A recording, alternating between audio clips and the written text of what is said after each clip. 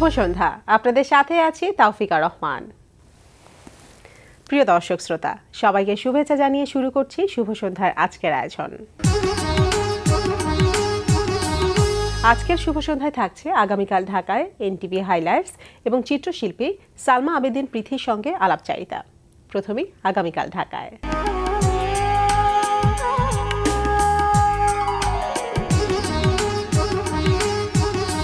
আগামীকাল ঢাকায় শুরুতেই জানিয়ে দিচ্ছি মঞ্চনাটক প্রদর্শনীর সময়সূচি।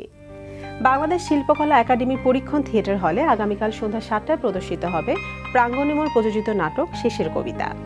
নাটকটির নাট্যরূপ দিয়েছেন অনন্ত হীরা, নির্দেশনায় নুনা আফরোজ। এবার জানিয়ে দিচ্ছি চলতে থাকা প্রদর্শনীর সময়সূচি। মোহাম্মদপুর কলা কেন্দ্রে প্রদর্শিত হচ্ছে চিত্রশিল্পী সালমা আবেদিন পৃথির একক চিত্রকলা প্রদর্শনী ড্রাই রান। বিকাল ৫টা থেকে রাত ৮টায় এই সময় প্রদর্শনী চলবে ৩০ আগস্ট পর্যন্ত। গুলশান এভিনিউয়ের রেডিয়াস গ্যালারিতে প্রদর্শিত হচ্ছে শিল্পী প্রশান্ত কর্মকার বুদ্ধার একক চিত্রকলা প্রদর্শনী Mohammad Ali the legend lives on. প্রতিদিন সকাল 10টা থেকে রাত 8টা এই সময় প্রদর্শনী চলবে ৩০ আগস্ট পর্যন্ত। বাংলাদেশ শিল্পকলা একাডেমি জাতীয় চিত্রশালার প্লাজায় প্রদর্শিত হচ্ছে দলীয় চিত্রকলা প্রদর্শনী শিল্পের আলোয় বঙ্গবন্ধু। বেলা 11টা থেকে রাত 8টা এই সময় প্রদর্শনী চলবে 31 আগস্ট পর্যন্ত। এবার এনটিভি হাইলাইটস।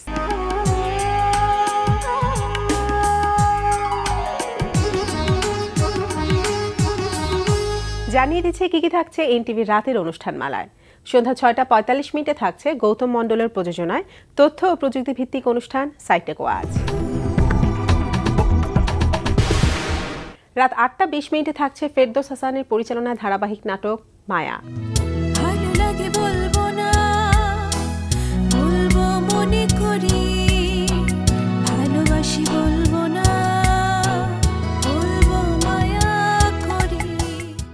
রাত 9টায় দেখবেন আলফ্রেড খোকনের প্রযোজনায় ফারা শারমিনের উপস্থাপনায় সঙ্গীত অনুষ্ঠান তারায় তারায় রচিত।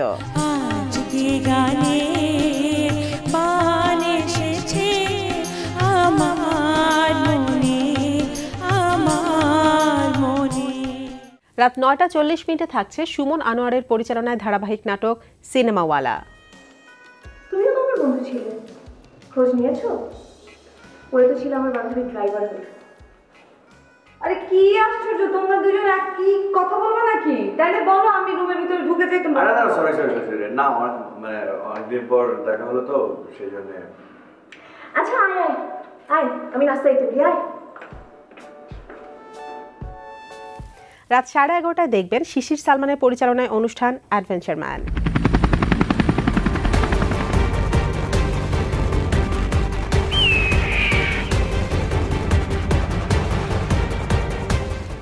রাত 12টা 10 রয়েছে টক শো এই সময়।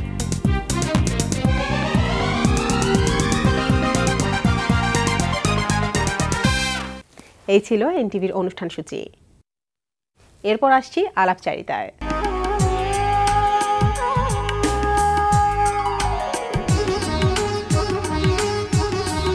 মোহাম্মদপুর কলা কেন্দ্রে প্রদর্শিত হচ্ছে শিল্পী সালমা আবেদিন পৃথির একক চিত্রকলা প্রদর্শনী ড্রাই রান। প্রিয় দর্শক, আমাদের আজকের অতিথি চিত্রশিল্পী সালমা আবেদিন পৃথি। প্রদর্শনী সম্পর্কে জানতে চলুন কথা বলি তার সঙ্গে। শুভ সন্ধ্যা। শুভ সন্ধ্যা। কেমন আছেন? জি, ভালো আছি। তো কলা কেন্দ্রে আপনার প্রদর্শনী শুরু হয়েছে ড্রাই রান। এটা হচ্ছে আপনার প্রথম একক প্রদর্শনী, যেটা 30 তারিখ পর্যন্ত চলবে। তো এই প্রথম একক প্রদর্শনী হিসেবে অনুভূতিটা কেমন লাগছে? খুব, যখন কাজ করছিলাম তখন প্রচন্ড স্ট্রেসে ছিলাম আসলে। আচ্ছা। তারপর ওপেনিং হওয়ার পর স্ট্রেসটা চলে গেছে। আর প্রথম দেখে হয় কি অনেক প্রেশার থাকে মনের উপর, যে কি হবে, কেমন হতে পারে। আমার মনে হয় সবারই হয় সেটা। আবার প্রথম কাজ, তো সেটার তো একটা অন্যরকম একটা এক্সপেরিয়েন্স থাকে, প্রেশারটাও একটু বেশি থাকে। হ্যাঁ, অনেক বেশি থাকে। আমার মনে আছে আমি 3-4 রাত মনে ঘুমাই। আচ্ছা আচ্ছা। তো এই যে বলেন ওপেনিং এর পর হচ্ছে আপনার টেনশন পুরো সব শেষ হয়ে গেছে, কিন্তু এই ওপেনিং সেরিমনিটা মানে উদ্বোধনী অনুষ্ঠানটা আসলে কেমন হয়েছিল, কিভাবে সাজিয়েছিলেন? আমরা খুবই সিম্পল আসলে সাজিয়েছি, আসলে বলাই যায় না, একদম খুবই সিম্পল। জাস্ট গ্যালারি থেকে কিউরেটর ওয়াকিল ভাই কিছু বললেন, আচ্ছা, আমি একটু বললাম, এই আর গেস্টরা আসলো বাস জাস্ট ওপেন করে দেওয়া হয়েছে। আচ্ছা, এটার খুবই মধ্যে একটু simple। ভিন্নতা আছে আর কি, ভিন্নভাবে সাজানোর চেষ্টা করেছেন। আচ্ছা, এবারে সেটা থিম নিয়ে আপনার এই প্রদর্শনীর থিম হচ্ছে ড্রাই রান।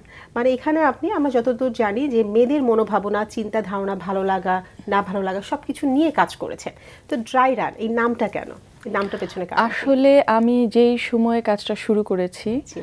তো ওই সময়টাকে চিন্তা করে একটা প্রিপারেশন হিসেবে রাখা হয়েছে আসলে নামটা, পুরো থিমটা রাখা হয়েছে যে একটা প্রিপারেশন চলছে, ওই চিন্তা করে আসলে থিমের নামটা ড্রাই রান। হ্যাঁ, ড্রাই রান এসেছে। আচ্ছা আচ্ছা, তো সেক্ষেত্রে এই যে ছবিগুলো, এখানে ছবি তোলা হয়েছে, আপনি ছবি তোলার ক্ষেত্রে কিছু মডেলকে ব্যবহার করেছেন এবং মেয়েদের মনের বিভিন্ন ভাবনা চেতনা নিয়ে কাজ করেছেন। সিচুয়েশনটা কেমন ছিল যখন ছবি তুলেছেন? কোন কোন সিচুয়েশনে ছবিগুলো তোলা হয়েছিল? আসলে এই মেয়েদের ভাবনা চিন্তাটা মিল পাবেন আপনি, কিন্তু আমি আসলে আমার নিজের অভিজ্ঞতা থেকে কাজটা করেছি। আচ্ছা। সিচুয়েশনটা কেমন ছিল বলতে, আমার দীর্ঘ টাইম হয়েছে যে খুবই স্লো একটা টাইম বাসায় কাটিয়েছি, তখন হয়তো আমার রিয়ালিটিটা একটু চেঞ্জ ছিল। তো তখন আমার একটা সুযোগ হয়েছে যে নিজের দিকে, নিজের আইডেন্টিটি নিয়ে একবার ভালো করে দেখা। তারপর হচ্ছে সমাজে যে মেয়েদের দায়িত্ব কর্তব্য, তো এসব মিলে হয়েছে কি মনের উপর একটা চাপ পড়েছে। আচ্ছা।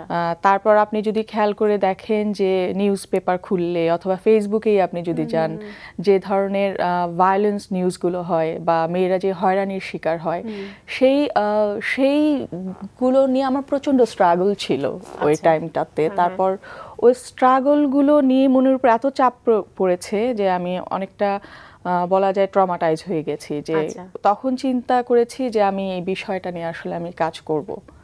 তো ওই চিন্তা থেকে, আর আমার ধারণা আমি একা না আসলে, আপনি যদি রাস্তাঘাট দিয়েও চলতে যান একটা মেয়ে হিসেবে আপনি দেখবেন আপনাকে নানান ধরনের হয়রানির শিকার হতে হয়। আর হচ্ছে নিজের বডিটাকেই মনে হয় কিন্তু একটা যুদ্ধক্ষেত্রের মতো, মানে সারাক্ষণ ভয় আর আতঙ্ক। তো ওই সব নিয়ে আসলে কাজ করেছি। আচ্ছা, তো সেক্ষেত্রে মানে আপনি আপনার এক্সপেরিয়েন্স থেকে কাজগুলো করা, যেটা সব মেয়েদের জন্যই হয়তো মিলে যাবে অবশ্যই। আচ্ছা, তো সেক্ষেত্রে এই যে কাজগুলো করা হচ্ছে, কয়টা ছবি আছে আপনার এখানে? আমার মূল ছবি তো আসলে দেখা যাবে যে 30টার মতো হবে, কিন্তু এক্সিবিশনে তো আসলে যে একটা লিমিট থাকে যে আপনি এই কয়টা ছবি এক্সিবিট করতে পারবেন। এখানে মনে হয় টোটাল মিলে 20টা আছে, ভিডিও আছে 3টা, স্কেচ মিলিয়ে আমি 20টা বলেছি, স্কেচ মনে হয় 10টা আছে, আর অন্য ছবি মনে হয় 10টা এরকম হবে, কাছাকাছি আমি এক্সাক্ট বলতে পারবো না। ছবির পাশাপাশি স্কেচ আছে, ভিডিও আছে, হ্যাঁ, অবজেক্টও আছে, আর একটা ইনস্টলেশন। সেগুলো কি নিয়ে, যেমন ভিডিও, স্কেচ, এগুলো কি নিয়ে? ভিডিওটা করেছি হচ্ছে সেই একই রকম ওই সিচুয়েশনটাতে যে এরকম ফিলিংসগুলো ছিল, ওইটা বোঝানোর জন্য দেখা গেছে যে ওই ভিডিওগুলো আসলে একই বিষয়ের উপর, আলাদা কিছু না। আপনি যদি মানে পুরো কাজটা দেখেন, আপনি একটার সাথে একটা মিল খুঁজে পাবেন। এটা মিথ দিয়ে দেখতে পারেন, আপনি এটাকে মিলাতে পারেন হচ্ছে অড জিনিসগুলো, স্বাভাবিক কোনো কিছু না, ওই জায়গা থেকে দেখতে পারেন, এরকম আর কি। একটার সাথে একটা মিলিয়ে আপনাকে রিলেট করতে হবে পুরো কাজটা। তো যেহেতু ছবিগুলো তোলা হয়েছে কিন্তু কিছু মডেলকে ব্যবহার করা হয়েছে, আবার সেক্ষেত্রে আপনার ভাবনাটা ওখানে তোলা হয়েছে কিন্তু সবাই সেটাকে বুঝে নিতে হচ্ছে যে কি আছে। তো এই যে একটা ডিফারেন্ট একটা ভাবনা, এরকম ভাবনা নিয়ে কাজ করার আগ্রহটা কেন হলো?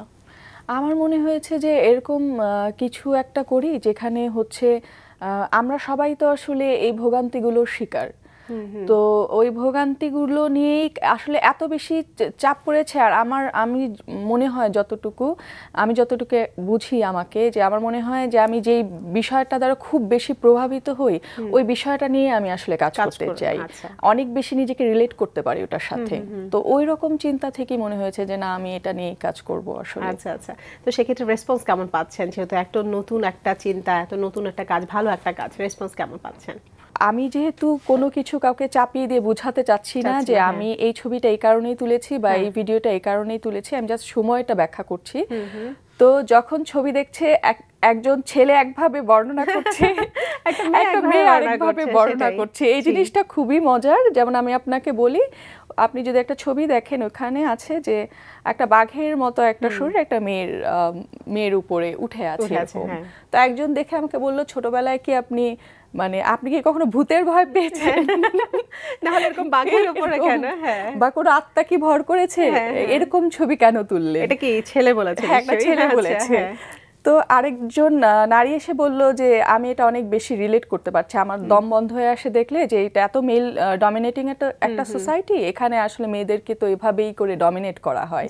তো আপনি যদি খেয়াল করে দেখেন যে এটা একদম দুইজনের দুই রকম পার্সপেক্টিভ এবং খুবই ইন্টারেস্টিং। আমাদের সবারই কিন্তু বাস্তবতা অনেক ডিফারেন্ট, একজনের থেকে আরেকজনের অন্যরকম। এটাই খুব আচ্ছা। এবং আপনার চিন্তা ধারণার সাথে আপনি যেটাকে মিন করছেন সেটা হয়তো মেয়েরা হয়তো বুঝতে পারছে যে কি মিন করছেন। আচ্ছা, তো সেক্ষেত্রে রেসপন্সটা কি শুধু মেয়েদের কাছ থেকে বেশি ভালো পাচ্ছেন নাকি ছেলেদের রেসপন্সও ভালো পাচ্ছেন? না না, সেটা আলাদা করে বলা না, আমি জাস্ট বললাম যে এক একজনের রিয়ালিটি এক এক রকম, তো এক একজন এক একভাবে রিড করে। আচ্ছা, ভালো রেসপন্স, অনেকে বুঝতে পারছে, অনেকে হয়তো বলছে যে আমি ওরকম ভালো করে এটার সাথে রিলেট করতে পারছি না বা আমাকে একটু ব্যাখ্যা করেন, এরকম হচ্ছে আসলে। আচ্ছা, তো যেহেতু প্রথম এক্সিবিশন এটা আপনার, তো অনেক কষ্ট করেছেন, কাজ করেছেন, এখনো এক্সিবিশন চলছে, অনেক ভালো রেসপন্সও পাচ্ছেন, তো আপনি কতটুকু স্যাটিসফাইড? হ্যাঁ, এখন তো মনে হয় যে আরো অনেক কিছু করতে পারতাম, অনেক কিছু করার জায়গা ছিল, করা হয় নাই। এই মানে স্যাটিসফাইড হওয়ার আসলে কোনো অপশন নেই, কিছু তো বাদ থেকেই যায়। এটা সব সময় এটা ছাড় দিতে হয়, মেনে নিতে হয়, নাহলে যুদ্ধ করতে হয় মনের সাথে। তো সামনে কি এরকম আরো কোনো নতুন ধারণা নিয়ে কাজ করার পরিকল্পনা চলছে বা কাজ চলছে? সামনে যেটা করব এটার আসলে আমি আরো কিছু অ্যাড করতে যাচ্ছি, আরো কিছু ছবি মাথায় আছে, ওগুলো স্কেচ করে রেখেছি। আর সেম একই ব্যাপারের উপরে, মানে আমার আরো কিছু এই কাজটারই আরো কিছু অ্যাড করব, আরো কিছু স্কেচ করে রেখেছি, ওগুলোতে ছবি তুলবো, ভিডিও করব আরো 2-3টা। আর এইটার বাদে যদি নতুন কাজ বলি সেটা তো আমি অবশ্যই করব, মেমোরি নিয়ে কাজ করতে যাচ্ছি। সেটা এখনো মানে কি একদম ক্লিয়ার না যেটাই করব, কিন্তু এরকম করে চিন্তা করছি যে আমি একটু মেমোরি নিয়ে হয়তো কাজ করব এরপর করব। তো এর আগে এটা আপনার প্রথম একক এক্সিবিশন, কিন্তু অনেক গ্রুপ এক্সিবিশন আপনার করা হয়েছে, তো সেগুলো কি বিষয়বস্তু নিয়েছিল এবং সেগুলো কেমন ছিল? বেঙ্গলে আমাদের একটা এক্সিবিশন জাস্ট শেষ হলো, সেটা ছিল হচ্ছে আমি রিলেশনশিপ নিয়ে একটা কাজ করেছিলাম। তো ওইটা গ্রুপ এক্সিবিশনে ছিল, এটা Aminul Islam young artist award ছিল। আচ্ছা, তো ওইখানে রেসপন্স ছিল, খুব ভালো ছিল। এটা গ্রুপ এক্সিবিশন, মানুষজন আরো অনেক বেশি ছিল। তো এই তো। আচ্ছা, আর দেশের বাইরে কি যাওয়া হয়েছে কোন এক্সিবিশন নিয়ে?